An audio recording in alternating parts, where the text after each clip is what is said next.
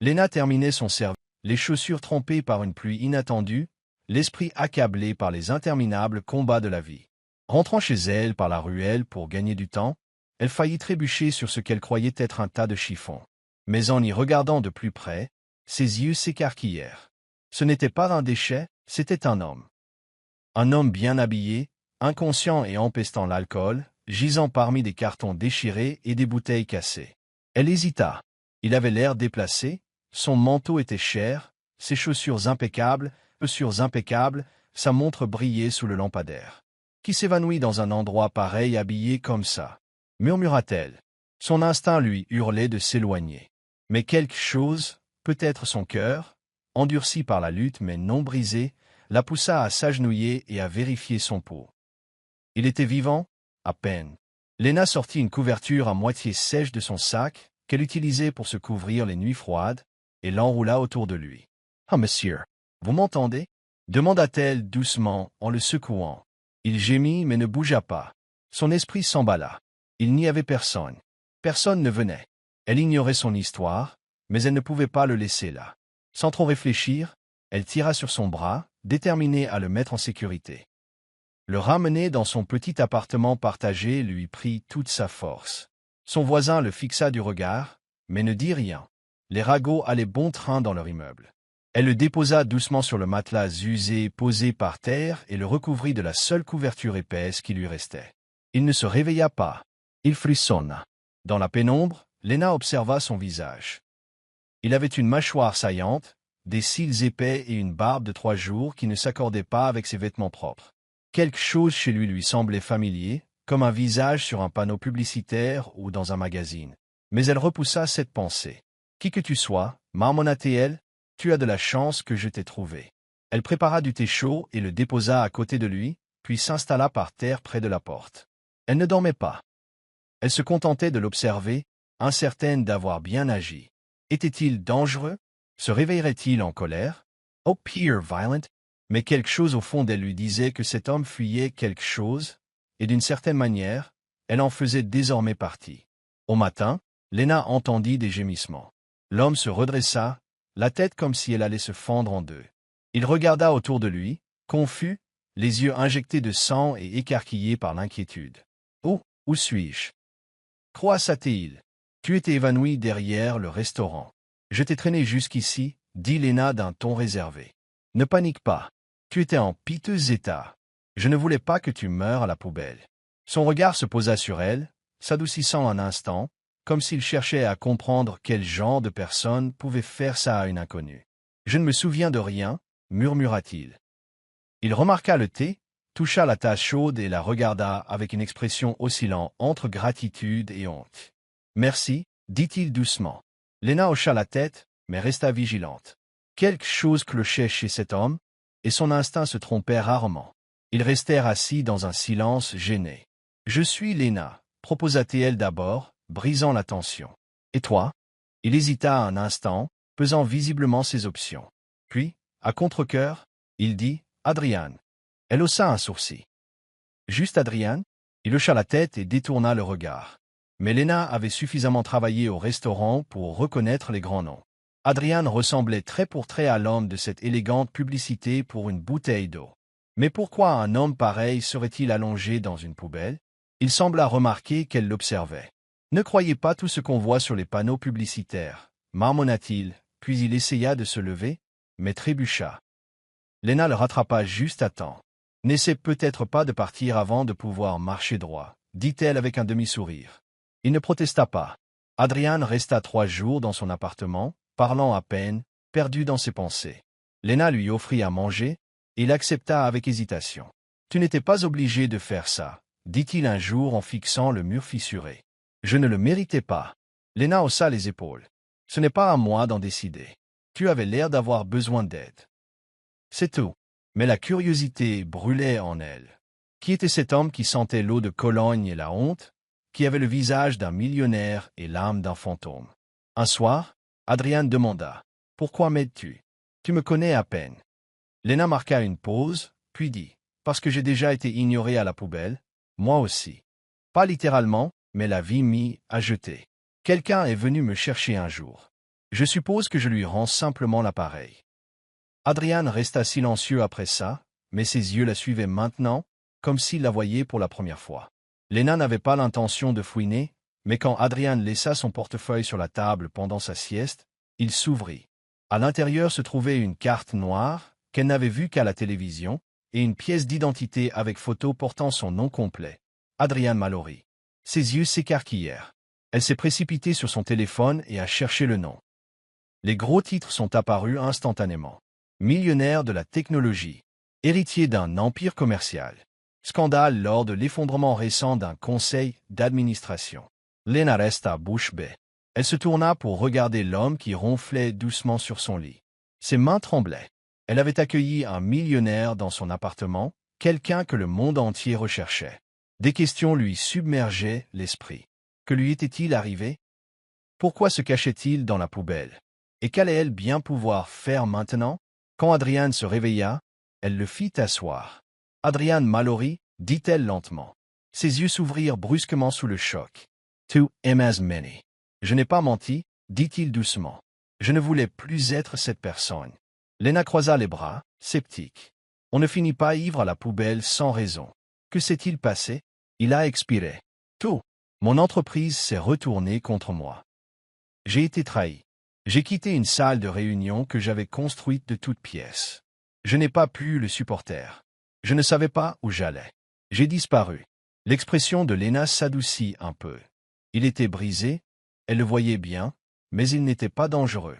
Tu as de la chance que je t'ai trouvé avant quelqu'un d'autre, dit-elle. Tu fais la une des journaux. Adrian hocha simplement la tête, la douleur illuminant ses yeux. Je sais. Je ne voulais plus faire la une des journaux. Adrian commença à aider dans l'appartement, maladroitement au début. Il ne savait ni faire la vaisselle ni cuire le riz, mais il essaya. Lena trouva cela à la fois frustrant et étrangement attachant. C'était comme regarder un prince tenter de survivre dans la rue. Il parlait davantage maintenant. Adrian partageait des bribes de son passé, et Lena, contre son gré, partageait des bribes du sien. Il apprit la maladie de sa mère, ses difficultés professionnelles, la trahison de sa sœur qui l'avait laissé sans abri. « Je n'ai jamais rencontré quelqu'un comme toi, » dit Adrian un soir. « Tu vois clair dans tout. » Lena glausa. « J'ai dû le faire. La vie ne vous donne pas le luxe d'être naïf quand vous êtes pauvre. » Il n'y protesta pas. Il la fixa simplement avec une intensité qui fit battre son cœur. Le téléphone d'Adrian sonna enfin. Il était mort quand Lena l'avait trouvé, et il avait évité de le recharger. Mais maintenant, une fois rechargé, l'écran s'illuminait de messages, des dizaines de messages, émanant d'assistants, d'avocats et même de son frère dont il était séparé. « Ils veulent que tu reviennes ?» demanda Lena. Adrian ricana. « Ils veulent le contrôle. Pas moi. » Elle voyait la colère bouillonner dans ses yeux. Mais au fond, il y avait aussi de la peur. « Tu ne peux pas te cacher éternellement, » dit doucement Lena.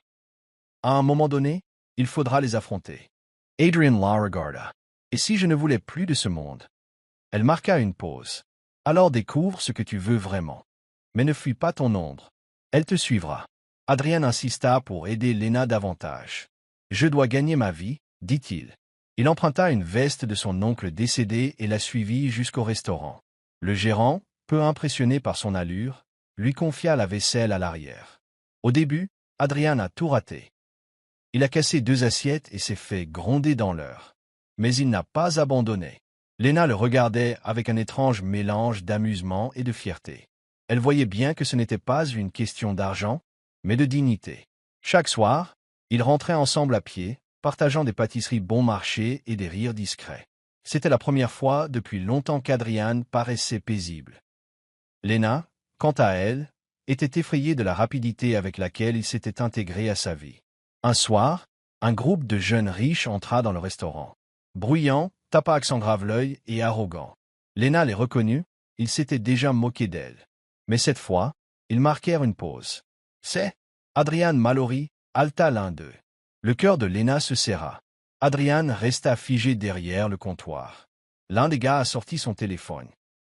Et tout le monde pense qu'il a disparu, mais il est là, en train de faire la vaisselle.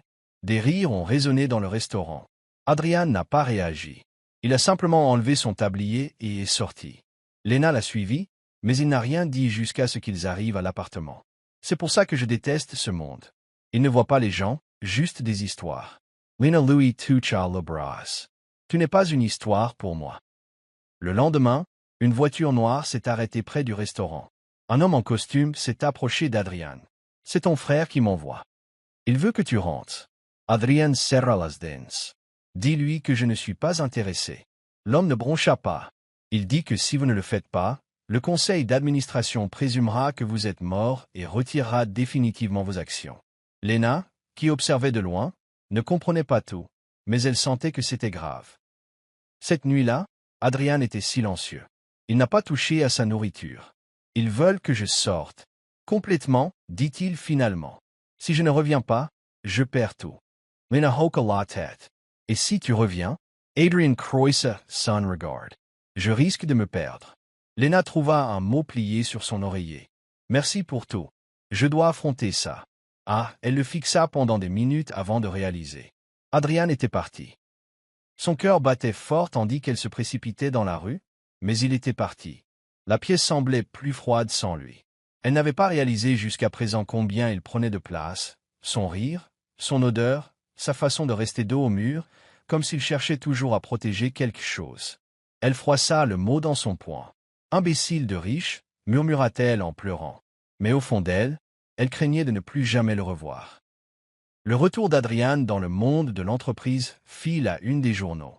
Photos, interviews et même rumeurs. Lena observait tout cela sur le petit écran d'un restaurant. Il avait retrouvé son allure impeccable, rasé de près, en costume sur mesure, confiant. Mais elle connaissait ce regard maintenant. C'était un masque. Les clients en parlaient.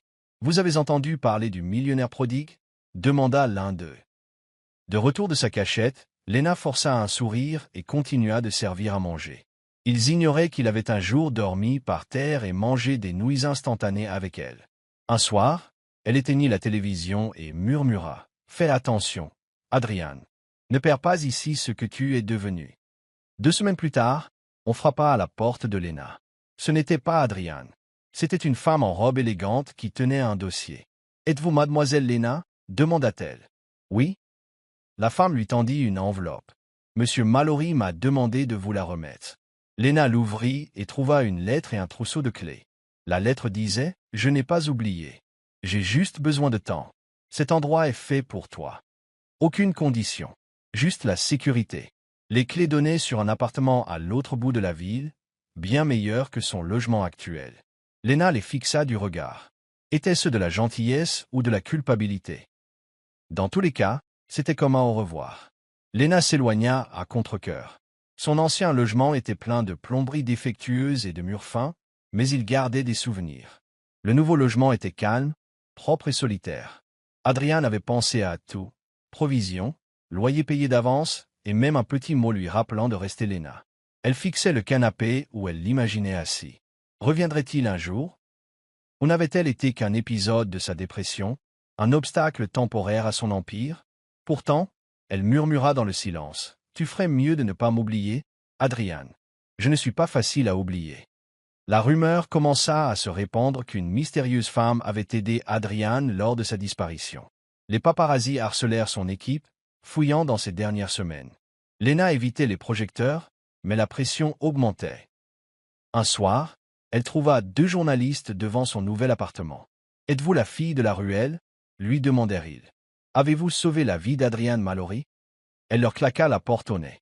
Elle a appelé le numéro qu'Adrian avait laissé au bas de sa lettre. Ça a sonné. « Je n'ai rien demandé », a-t-elle dit lorsqu'il a décroché. Sa voix était douce. « Je sais. Je suis désolé.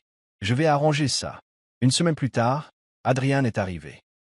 Pas d'appareil photo, pas de costume. Juste lui, debout devant sa porte, l'air hésitant pour la première fois depuis des semaines. « Salut », dit-il. Lena cligna des yeux. « Ça t'a pris du temps. » Il entra, silence. Ils étaient dans la cuisine. « Je ne savais pas comment revenir sans bouleverser ta vie, » dit-il. « Tu l'as déjà fait, » répondit-elle. Mais pas dans le mauvais sens du terme. Ils étaient assis par terre comme autrefois.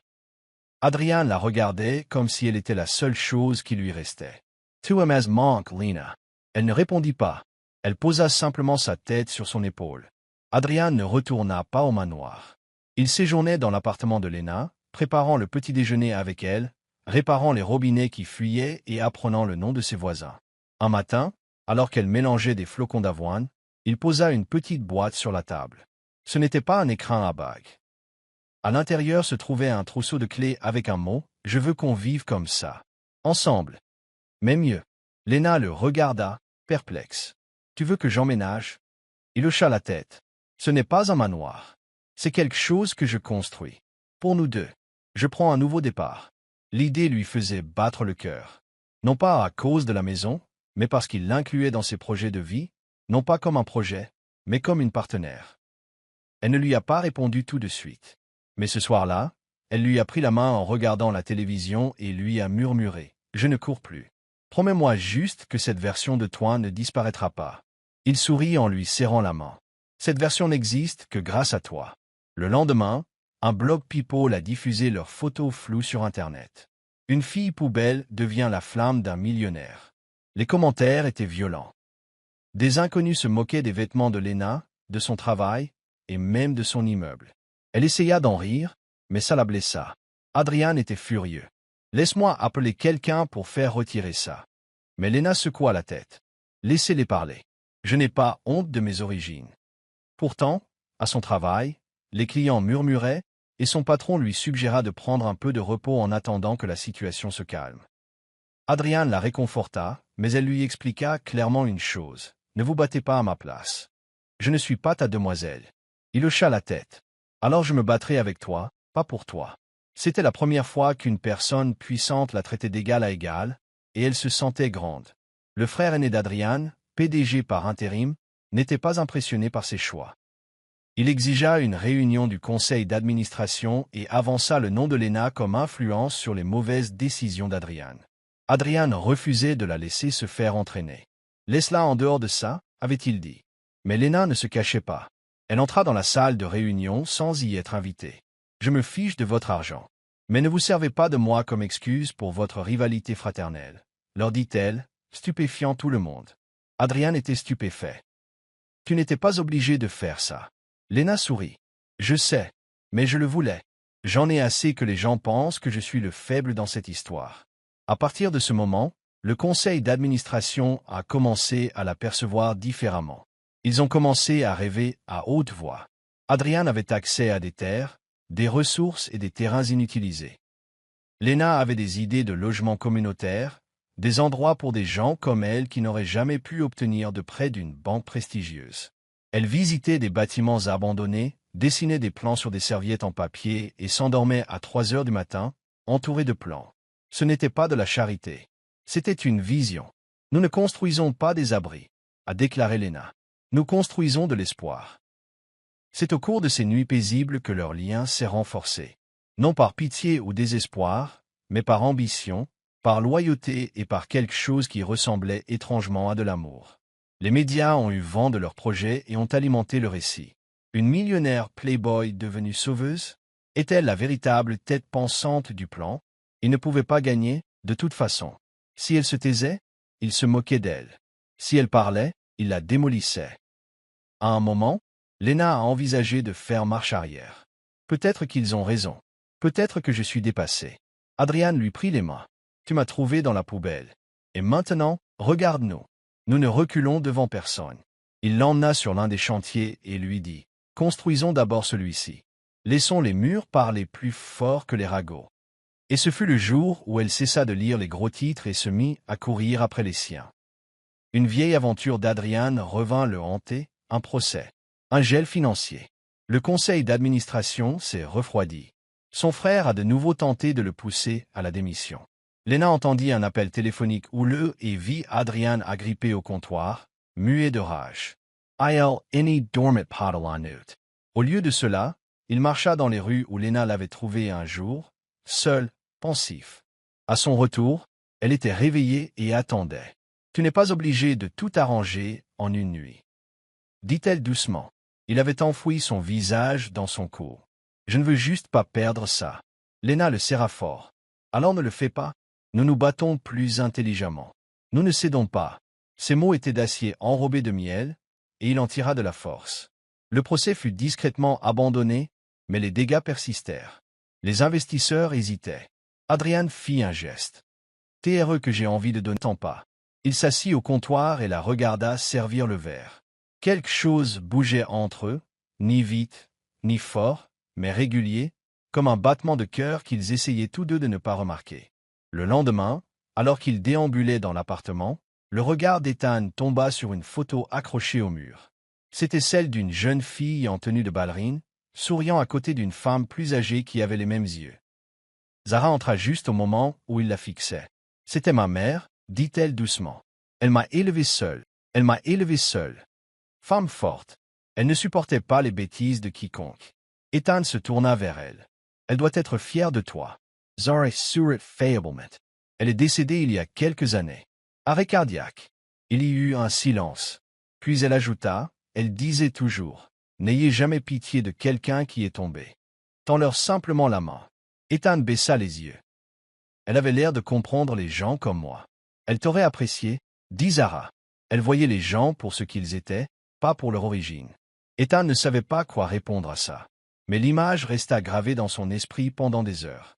Tout comme la voix de Zara, douce mais forte, qui le tirait toujours vers quelque chose qu'il croyait avoir perdu depuis longtemps, l'appartenance. Cet après-midi-là, un coup sec à la porte les fit sursauter tous deux. Ethan recula instinctivement, les muscles tendus. Zara ouvrit la porte et trouva un homme élégamment vêtu, tenant un bouquet. « Tu es difficile à joindre ces derniers temps, » dit-il doucement. « Je pensais passer. » L'expression de Zara se figea. « Je ne suis pas intéressé, Damon. » Les yeux de Damon la quittèrent et aperçurent Ethan. « Un ami à toi ?» demanda-t-il d'un ton sec. « Ça ne te regarde pas, répondit-elle. Damon glausa. « Je ne savais pas que tu avais un faible pour les chiens errants. » Ethan fit un pas en avant, mais Zara posa une main sur sa poitrine. « Non, murmura-t-elle. Il n'en vaut pas la peine. » Damon eut un sourire narquois. « Ne t'inquiète pas. Je suis juste là pour te dire au revoir. Tu regretteras ton choix, quel qu'il soit. » Sur ce, il partit, le bouquet déposé sur le pas de la porte.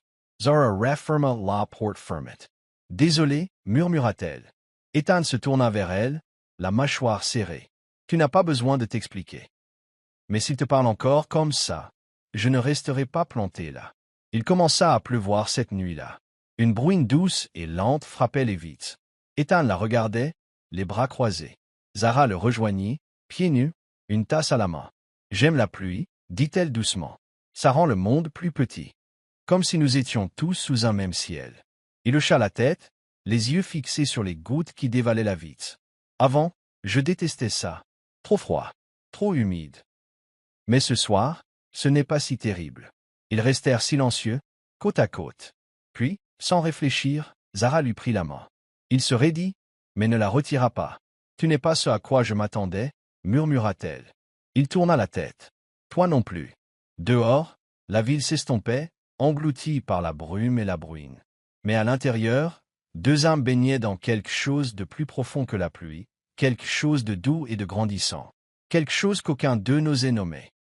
Ethan se réveilla tôt, le doux bourdonnement de la ville encore lointain. La chaleur à ses côtés, non pas celle d'une personne, mais celle d'une stabilité, lui était inconnue. Il entra dans le salon où Zara avait laissé un livre ouvert sur la table. Mais ce qui attira son attention, c'était un carnet caché en dessous. Sa curiosité s'emparait d'un ton respectueux. Il ne l'ouvrit pas. Au lieu de cela, il resta assis avec ses propres souvenirs.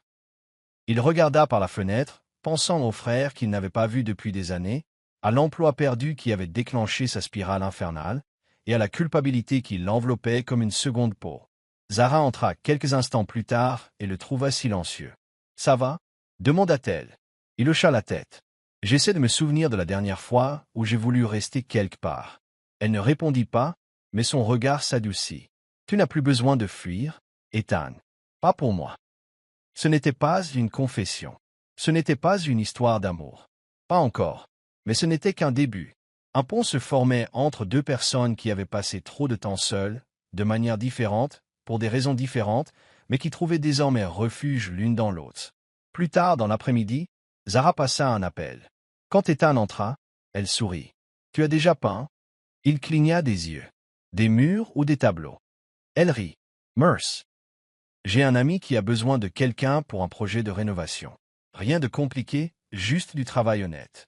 Il hésita. Tu me fais confiance pour la maison de quelqu'un d'autre. Elle haussa les épaules. Je te fais confiance, point final. Ces mots la touchèrent plus profondément qu'elle ne le pensait. La confiance n'était pas une chose à laquelle il était habitué. Cela l'effrayait plus que le rejet. Mais quelque chose dans le regard de Zara le poussa à accepter.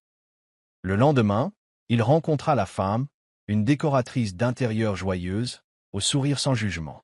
Le soir, Ethan revint avec des taches de peinture blanche dans les cheveux et une étrange lueur dans les yeux. « Et alors ?»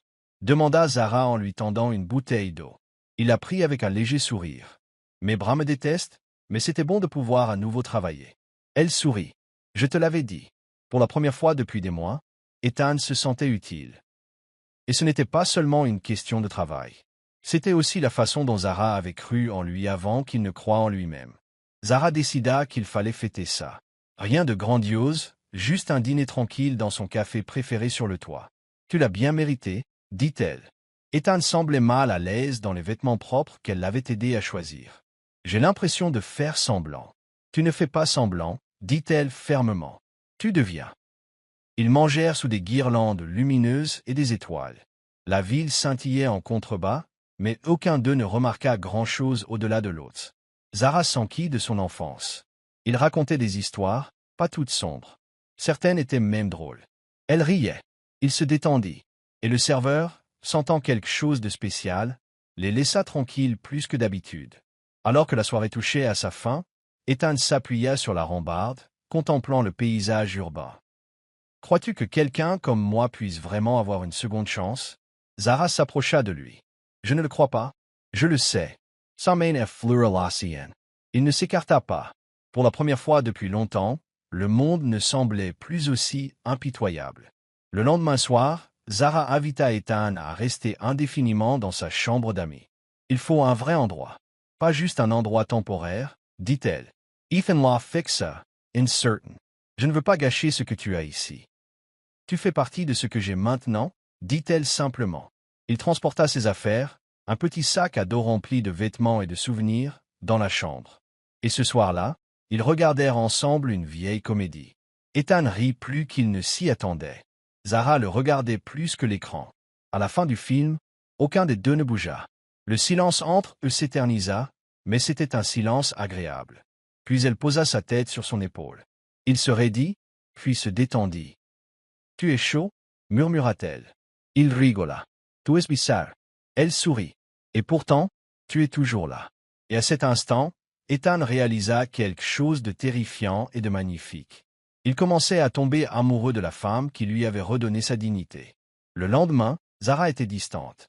Ethan le remarqua immédiatement. Elle n'avait pas froid, juste un air distrait. Elle n'arrêtait pas de consulter son téléphone, de faire les 100 pas, en se mordant la lèvre. « Quelque chose ne va pas ?» demanda-t-il.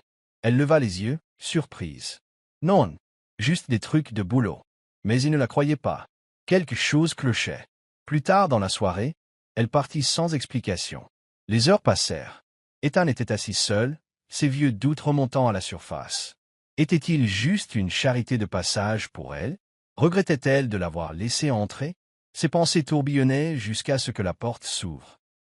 Zara entra, trempée par la pluie, le visage blême. « Je suis désolée, » dit-elle. « J'aurais dû te le dire. Mon père est de retour en ville. » Ethan cligna des yeux. « Je ne savais pas qu'il était vivant. »« Il l'est, à peine. Et il veut me voir. » Sa voix tremblait. « Il nous a abandonnés, ma mère et moi, il y a des années. Je ne lui dois rien. » Ethan s'est manifesté. « Non, tu n'as pas à l'affronter seul. » Et comme ça, l'homme qui craignait autrefois les liens est devenu sa force. Zara accepta de rencontrer son père, mais seulement si Ethan l'accompagnait. Il ne posa pas de questions. Il dit simplement oui. Ils se sont rencontrés dans un restaurant tranquille. L'homme assis là était vieux, frêle, et n'avait rien à voir avec le monstre de son enfance. « Souvenirs. » Zara, murmura-t-il lorsqu'elle s'approcha. Elle s'assit, raide, Ethan à ses côtés. Son père parlait d'une voix hésitante, s'excusant entre deux tours. Il avait vécu une vie difficile, pleine de regrets. « J'aurais voulu venir plus tôt, » dit-il d'une voix rauque, mais j'avais honte. Les mains de Zara tremblaient. Tu nous as quittés. J'avais besoin de toi. Maman avait besoin de toi. Je sais, dit-il. Je ne demande pas pardon. Un instant. Ethan passa la main sous la table et la serra doucement. Zorani pleura pas. Mais lorsqu'ils quittèrent le restaurant, elle s'accrocha à Ethan sur le parking. Merci, murmura-t-elle, d'avoir été là quand j'avais du mal à respirer. De retour à la maison, l'atmosphère entre eux était chargée. Zara enfila son pyjama et s'assit sur le canapé. Ethan lui apporta du thé. Ils parlèrent doucement, leur voix à peine plus haute que des murmures. Puis une pause. Leurs regards se croisèrent. Lentement, il se pencha. Elle ne recula pas. Mais au moment où leurs lèvres allaient se toucher, un coup violent interrompit l'instant. Ils se figèrent. Zara se leva, les sourcils froncés. Qui? Un autre coup, plus fort cette fois. Le regard d'Ethan s'assombrit. Tu veux que je le prenne? Elle hocha la tête, mais suivit prudemment. En ouvrant la porte, elle halta. Là se tenait une femme, grande, élégante et furieuse. C'est donc ici qu'il se cache, dit l'inconnu en fusillant Ethan du regard. Je te cherche depuis des mois. Zara se tourna vers Ethan, stupéfaite. Qui est-elle? Le visage d'Ethan était décoloré. C'est ma femme. La pièce sombra dans un silence étouffant. Zara cligna des yeux vers Ethan, comme si elle espérait avoir mal entendu. Ethan, stupéfait, ne parvenait pas à former des mots assez vite. La femme à la porte s'avança et jeta une enveloppe Kraft sur la table. Tu disparus sans un mot. J'ai regardé partout.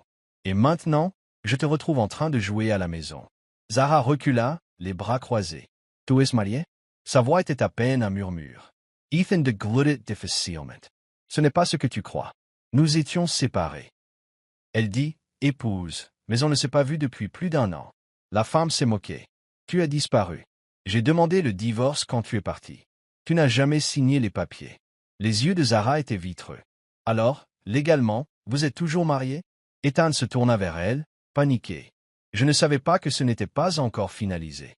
Je pensais que c'était fini. La femme sourit. Bon, maintenant que je t'ai trouvé, tu vas les signer. Elle se tourna vers Zara. Bonne chance pour nettoyer ce désordre. Et sur ce, elle partit en claquant la porte derrière elle. Zara resta silencieuse pendant un long moment. Ethan s'assit au bord du canapé, la tête entre les mains. Yete Jara. Je croyais que c'était fini. Elle n'avait jamais voulu me retrouver avant.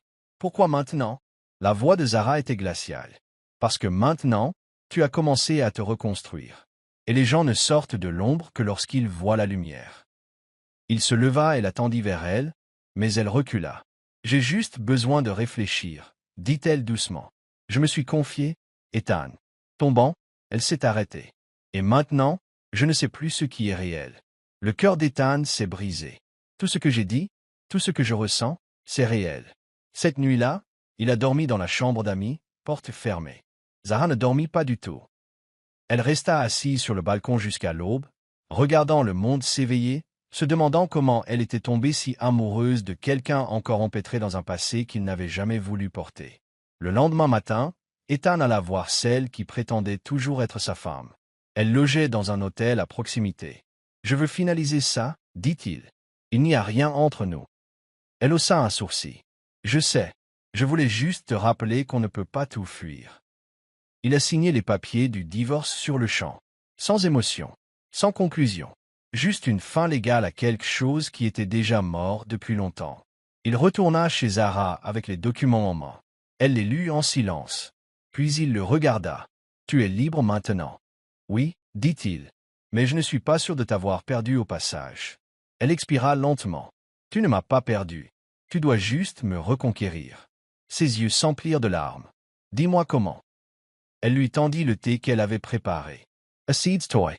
On recommence. » Et cette fois, pas de secret. Au petit déjeuner, Ethan s'est confié sur tout, ses erreurs, ses regrets, les années d'invisibilité et comment le jour où il l'avait sauvé avait été la première fois qu'il s'était senti vu à nouveau. Zara l'écoutait, silencieusement, sans l'interrompre une seule fois. Quand il eut fini, il leva les yeux. Ce jour-là, je ne t'ai pas sauvé parce que je voulais quelque chose en retour. Je ne supportais pas l'idée de voir quelqu'un d'aussi plein de vie perdre la boule. Zaraposa S.A. Fourchette. Tu ne m'as pas juste sauvé, Ethan. Tu m'as sorti de la routine. Tu m'as rappelé à ressentir à nouveau. Elle se pencha en avant, d'une voix douce. Et je suis tombée amoureuse de toi dès que je t'ai vu allongé par terre, griffé et meurtri, mais me souriant comme si j'en valais la peine. Les larmes ont coulé à flot, toutes les deux. Cette fois, il n'y a eu aucune interruption. Pas de porte qui claque, pas de coup du passé.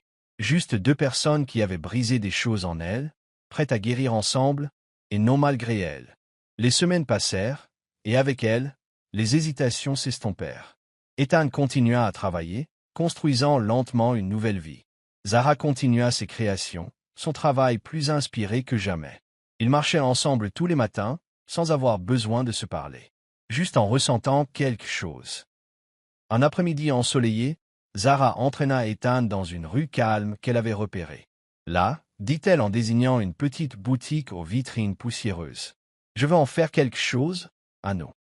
Ethan haussa un sourcil. Le nôtre? Elle hocha la tête. Un café. Un lieu pour les histoires. Un endroit pour les secondes chances. Il la regarda, bouleversé. Tu y es sûr? Elle lui prit la main. Je n'ai jamais été aussi sûr de moi. Tu es entré dans ma vie alors que je ne savais même pas que j'avais besoin d'être sauvé. Et maintenant, je ne veux plus imaginer un jour sans toi. Ethan la serra fort dans ses bras, le cœur gros. Dans cette rue tranquille, sous un ciel si bleu qu'il semblait presque peint, une femme riche et un homme autrefois sans ressources souriaient. Non pas parce qu'ils avaient atteint une fin de conte de fées, mais parce qu'ils avaient traversé la tempête et trouvé quelque chose de réel. Un amour né du chaos, renforcé par la vérité et maintenu par le choix.